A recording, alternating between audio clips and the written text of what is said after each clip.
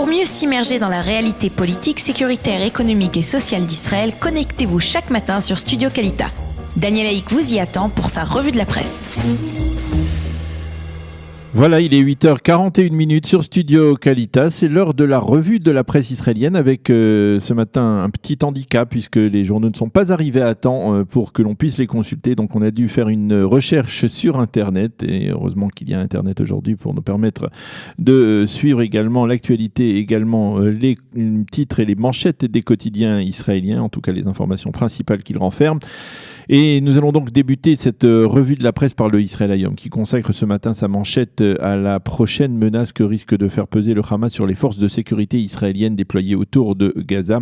Le Israël Hayom affirme que le Hamas préparerait des drones piégés qui transporteraient des produits inflammables susceptibles d'incendier de nombreux champs et de cultures donc dans le pourtour de la bande de Gaza. L'atout de ces drones par rapport aux cerfs-volants incendiaires que nous connaissons tous maintenant et que leur portée est nettement plus vaste et plus impressionnante que celle des cerfs-volants, ce qui signifie que les terroristes palestiniens du Hamas pourraient élargir leur champ d'action.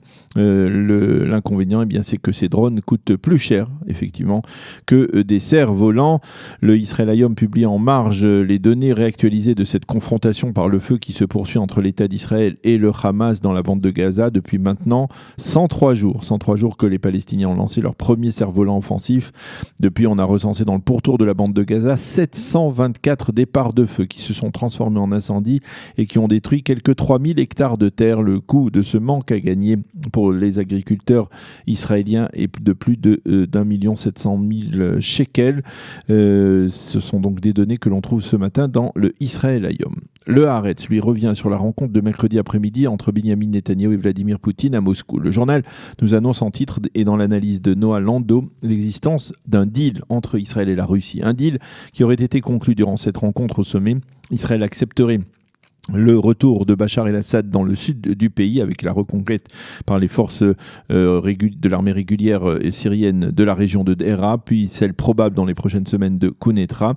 En échange de ce feu vert israélien, bien, les Russes seraient engagés à retirer toutes les forces iraniennes ou pro-iraniennes de cette même région, donc du sud de la Syrie, et à garantir à Israël qu'il n'y aurait pas d'intrusion de forces iraniennes dans une zone de plusieurs dizaines de kilomètres de large à partir de la frontière israélo-syrienne. Certains parlent de 80 kilomètres. Et donc ce serait donc une garantie russe de ne pas autoriser la moindre présence de forces iraniennes dans cette zone.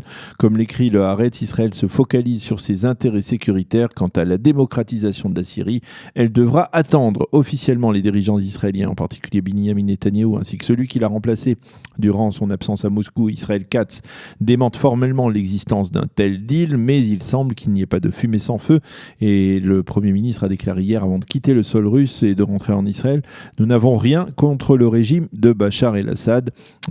Cette effervescence donc dans les relations entre Israël et la Russie et ces probables accords, en tout cas officieux, eh bien, semblent préoccuper les Iraniens. C'est la raison pour laquelle les quotidiens israéliens nous indiquent que le conseiller du leader suprême de la révolution iranienne, Ali Khamenei, s'est rendu d'urgence hier à Moscou. Il a tenté d'en savoir plus justement sur l'avenir de la présence de ces soldats, des soldats iraniens, sur le sol syrien.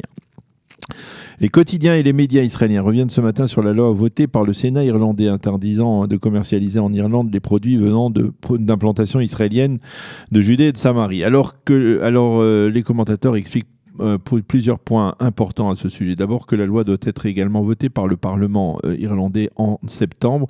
Ensuite que le gouvernement irlandais, lui, s'en démarque et il explique que les relations commerciales passent avant tout par Bruxelles, c'est-à-dire par l'Union européenne. Or, Bruxelles a été prudente. On le sait, elle rejette tout boycott d'Israël et s'est contentée d'autoriser en novembre 2015 l'étiquetage de ces produits venant des implantations juives de Judée et de Samarie, en soulignant qu'il s'agissait là d'une démarche technique et non politique. Côté israélien, on exprime un vif mécontentement en indiquant que ce sont souvent les Palestiniens eux-mêmes qui font les frais de ce type de boycott européen.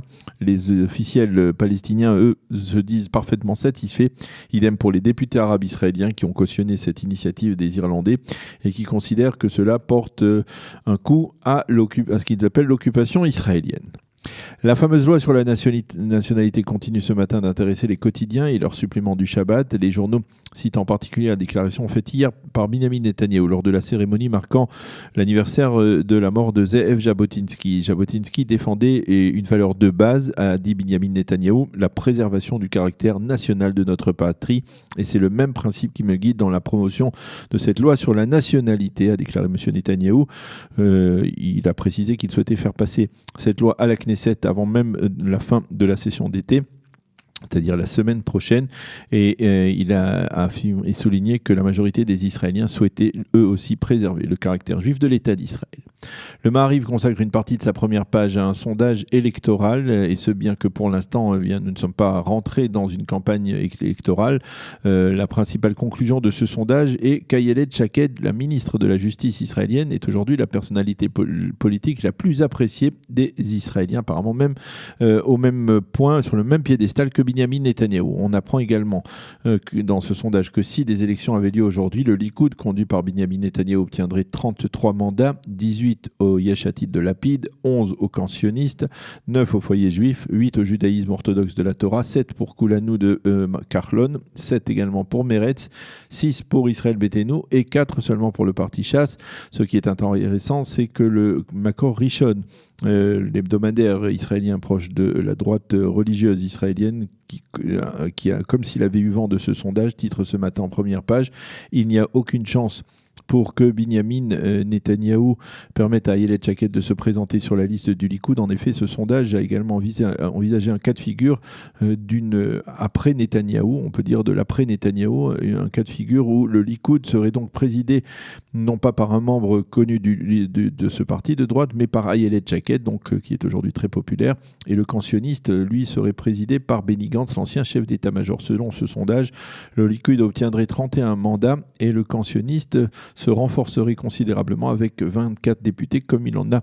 C'est exactement le même nombre de députés qu'il compte aujourd'hui dans cette 20e Knesset. Et puisque nous sommes dans les sondages, nous terminerons cette revue de la presse par le Israël qui publie un sondage qui se rapporte aux élections municipales à Jérusalem. Selon ce dernier sondage, c'est le ministre de l'Environnement et ministre de Jérusalem, Ze'ev Elkin, qui est donc un des piliers du Likoud, qui sera le prochain maire de Jérusalem. Elkin obtient en effet, selon ce sondage, 27% des suffrages, contre 23 à Ofer Berkovitch, qui arrive en seconde position, et Moshe Léon, qui obtient 17% des suffrages. Ces résultats sont calculés en fonction de la présence d'une douzaine de candidats au poste de maire de Jérusalem, qui seront donc sur la ligne de départ du premier tour, en tout cas pour l'instant. Si les deux candidats qui restent au second tour sont Ze'ev Elkin et Berkovitch, eh bien c'est à nouveau Ze'ev Elkin qui l'emportera avec 61% des suffrages. Voilà donc pour cette revue de la presse et des médias israéliens de ce vendredi matin. Nous allons marquer une pause, Matanot Klanot comme chaque vendredi, et ensuite ce sera le mot de la paracha avec le Rav Yoel Atab. Pour mieux s'immerger dans la réalité politique, sécuritaire, économique et sociale d'Israël, connectez-vous chaque matin sur Studio Kalita. Daniel Haïk vous y attend pour sa revue de la presse.